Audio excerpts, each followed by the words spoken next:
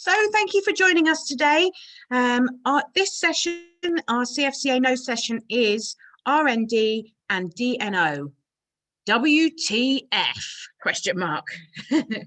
So on today's session, Somos is our facilitators. And we're going to learn about new ways to stop unwanted and fraudulent calls, the RND and the DNO. Our presenters are Joel Bernstein, who is VP of Public Policy at Somos, and Catherine Palcic, Manager Strategic Industry Relations and Public Policy at Somos. I'm going to hand over to you both. Thank you. Thank you, Sarah. Thank you, Sarah. Welcome, everyone. The telecommunications industry runs a little fast and loose on acronyms, so we had a little fun with that title. We hope we didn't offend anyone. As Sarah indicated, my name is Catherine Palcic. I'm joined by my colleague, Joel Bernstein, and together we're going to share information on two different tools to stop unwanted calls and scam calls. So I'm going to first tell you about the Federal Communication Commission's reassigned numbers database, and after that, Joel will share with you information about Somos's newest authentication enablement product called Real Number Do Not Originate, and industry efforts around DNO in the blocking of scam calls. So we have a limited amount of time, so I'm going to go ahead and just dive right in. Somos Gov, a wholly owned subsidiary of Somos, was awarded the contract to build and operate the database that tracks disconnect data for all North American numbering plan resources. And by resources, I mean telephone numbers. As we move through this presentation, as the administrator, I'll be able to answer operational questions, but we'll need to take back any regulatory questions for the FCC to respond to after this event. So if you have questions, please feel free to put them in the chat and we will address them after the fact. So I've covered who, Somos Gov operating the R&D on behalf of the FCC. So I'm going to spend the rest of my time covering the what's, whys, hows, and whens of the database. Many of you work for organizations that are already supplying disconnect data to the R&D, but as the fraud experts, we wanted you to know about this database and how your companies can use it to not be that annoying call that gets reported as an unwanted call, or worse, misreported as a scam. A big part of stopping fraud is protecting your brand, and the R&D can help you do that. So on background, the R&D came out of a 2018 order from the FCC. Stopping robocalling of unwanted calls has been and continues to be a bipartisan issue at the FCC, and this order provided additional tools for service providers in the outbound calling and texting community to address this issue. The R&D is the comprehensive source for all North American numbering plan resources because it mandates all providers who receive NAMP telephone numbers to report disconnect data. The order came out in 2018, and the FCC awarded Somos Gov the contract to build and operate the R&D in December of 2020. 4 months later, this last April, large and medium-sized providers were required to report their disconnect data for the very first time on April 15th, and are required to report every month thereafter. Small providers have until October 15th of this year to begin reporting their disconnect data, but are strongly encouraged to register as soon as they can and report as soon as they can. In terms of toll-free numbers, the TFNA, or the Toll-Free Numbering Administrator, aka Somos, reports disconnect data on behalf of all responsible organizations called RESPWorks that are assigned toll-free numbers. The order stipulates that the TFNA do this reporting at the recommendation of Somos to relieve RESPWorks from the responsibility of making those reports, as the toll-free number registry captures this information during the administration of this resource. Disconnect numbers are not removed from the database when they are assigned, and as of June, we have over 113 million numbers collected. We're very close to 114 million. Now, you may be wondering why numbers are not removed, and to be honest, it confuses a lot of people, so I'm going to take a moment to try to make some sense of this. The data provided by the service provider includes the telephone number and the disconnect date, but service providers as data inputters are not the intended users of the data. It's the querying party, aka the caller, which can be a service provider if they make outbound calls, but it's the caller who makes use of the data. The intent for the caller is to avoid calling a subscriber that they have not established consent with. The caller then queries the database using a telephone number and date of consent to determine if the telephone number that they want to call has been disconnected since the date they have on record. Therefore, there is no need to remove the telephone number from the database.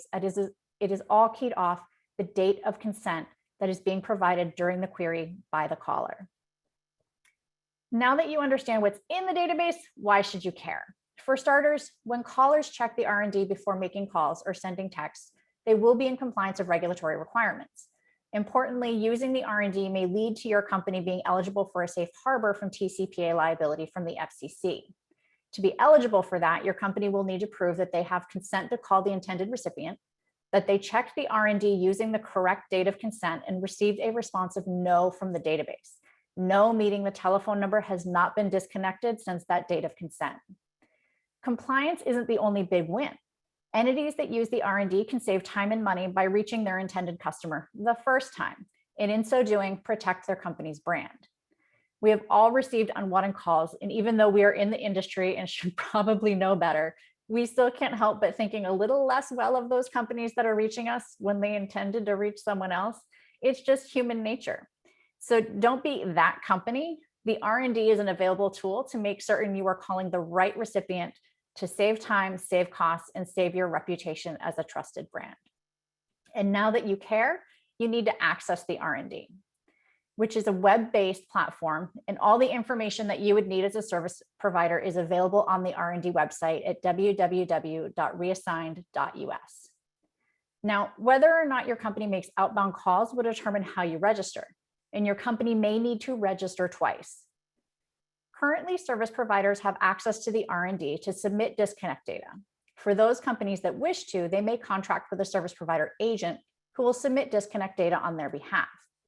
If your company will also be making outbound calls to telephone numbers it does not directly provision, or want to offer a verification service to your business customers, you will also need to register as a caller or caller agent. And just to be clear, I've been using the phrase caller quite a bit. Companies that conduct outbound texting are also expected to use the R&D before sending out text messages. We want to ensure that you are sending the text to the intended recipient. Registration right now for callers and caller agents it's not open, but we're getting close. And there is a possibility that callers and caller agents can participate in an R&D beta if they so choose. On July 1st, we're offering free access to the R&D for callers and caller agents through the end of September. And during beta, callers will be able to understand their usage trends to select the best subscription come November. They'll be able to prepare their systems for automated querying and get a feel for database response times. Critical for us as the administrator, people in beta participating in beta will be able to provide feedback on the database for consideration of future enhancements so that we can make this the best database it can be. And critical for you as a caller who would query the database is early access to safe harbor protections, my apologies.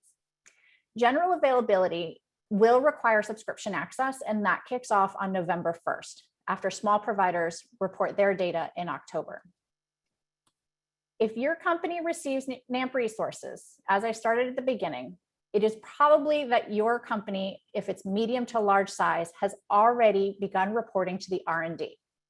You can verify internally at your company with your administration teams, or you can contact the R&D directly to ask if your company has already registered.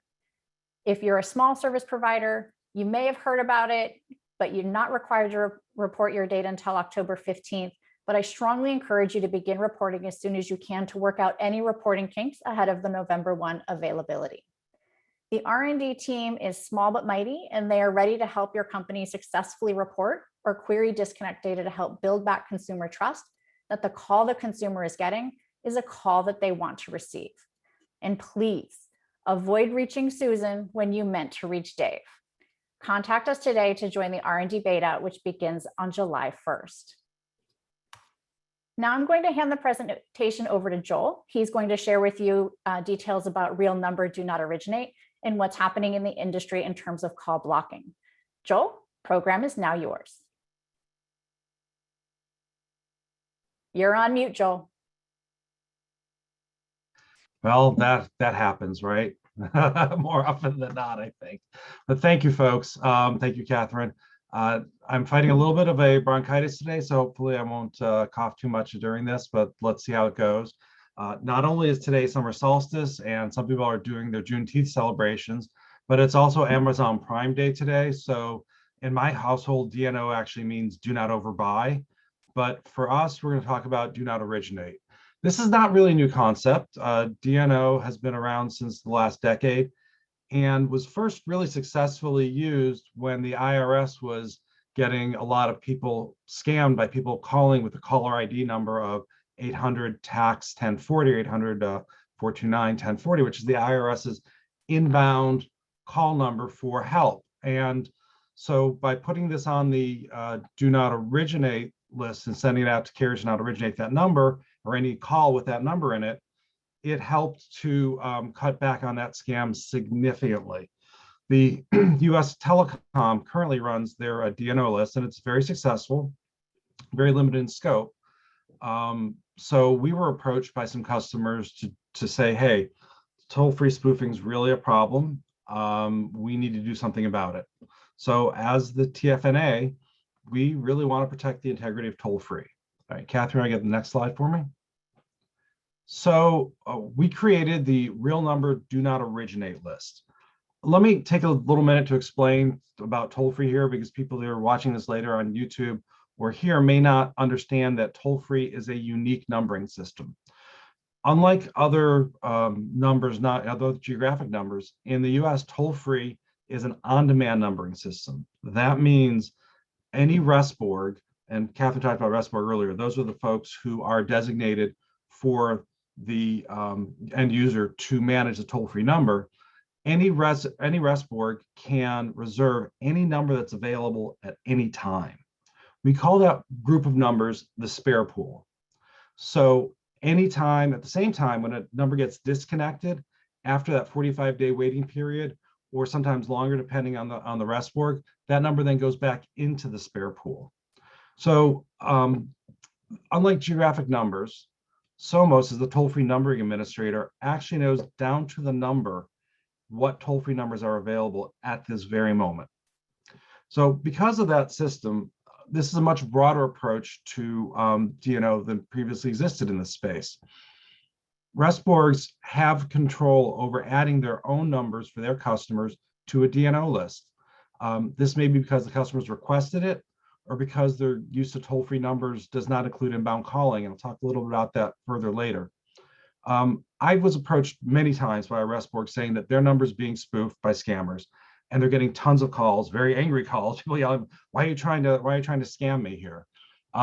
Previously, I just directed them to US Telecom and said, you know, work with them. They can help get the number on a do not originate list if it meets the criteria.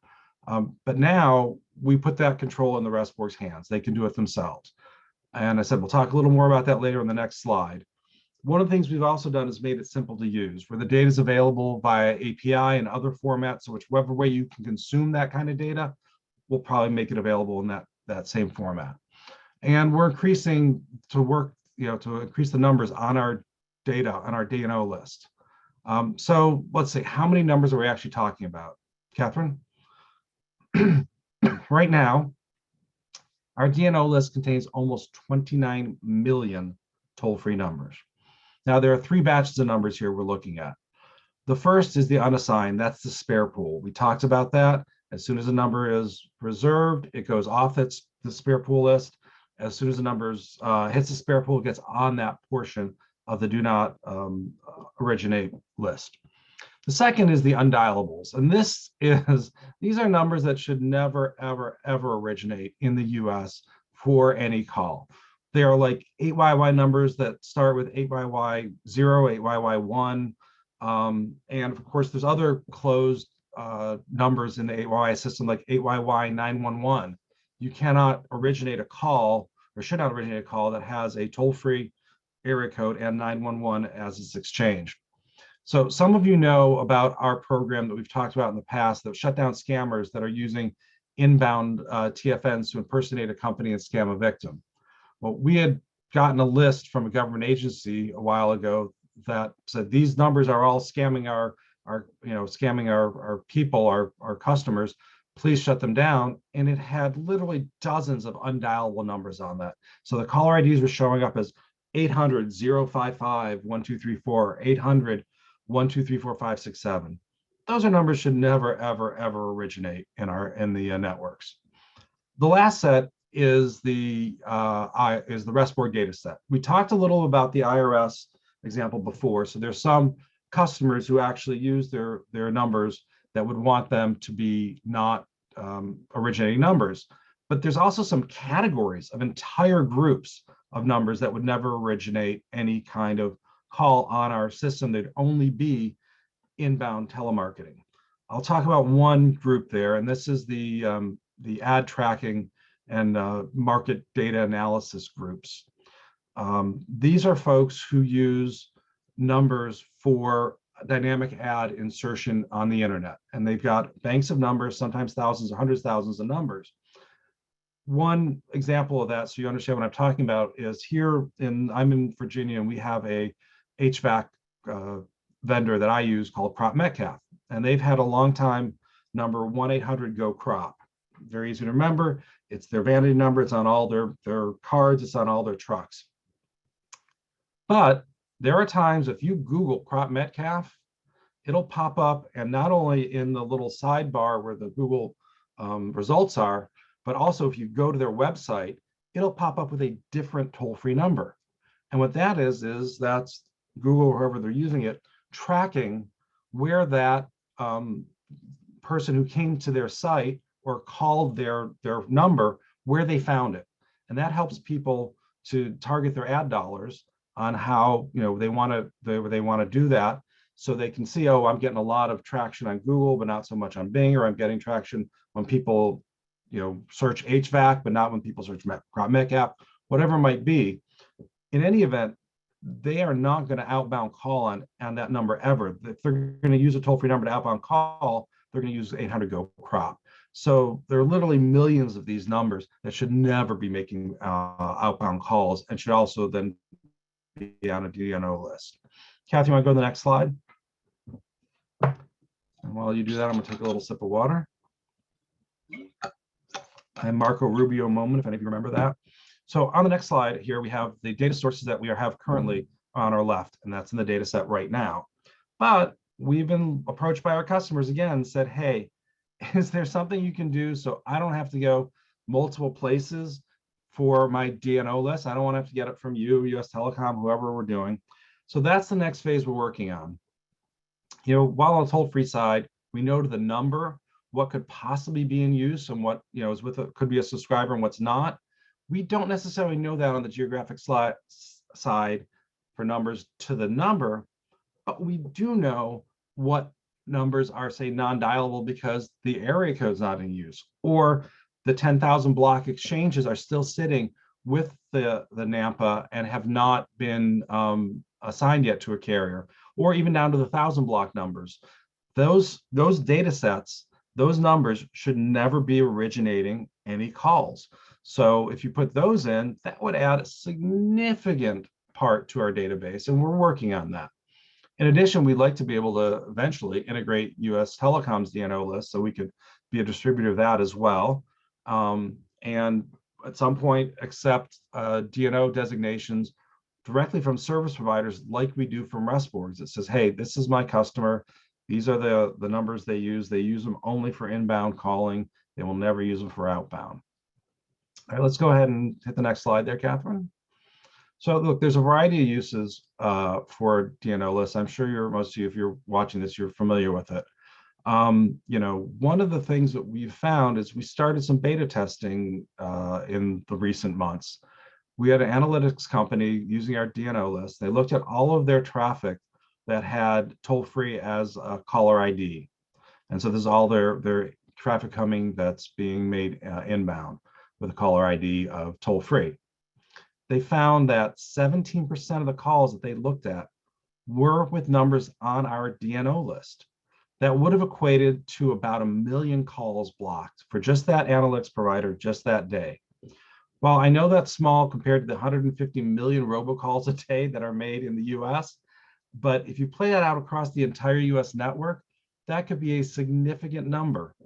And it's just one of the many arrows that you can use to help stop these scammers and robocallers and help reduce them. Just like R&D is, DNO is just another tool to stop the robocallers or to help mitigate that.